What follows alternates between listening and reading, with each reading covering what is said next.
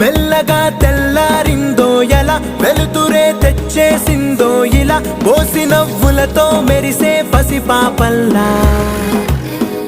చేదతో బావులలో గలగల, చెరువులో బాతుల ఈతల కళ, చేదుగా ఉన్న వేపను నమిలే వేళ. చుట్ట పొగ మంచుల్లో, చుట్టాల పిలుపుల్లో, మాటలే కలిపేస్తూ మనసారా మమతల్ని పండించి అందించు హృదయంలా. చలిమంటలు ఆరే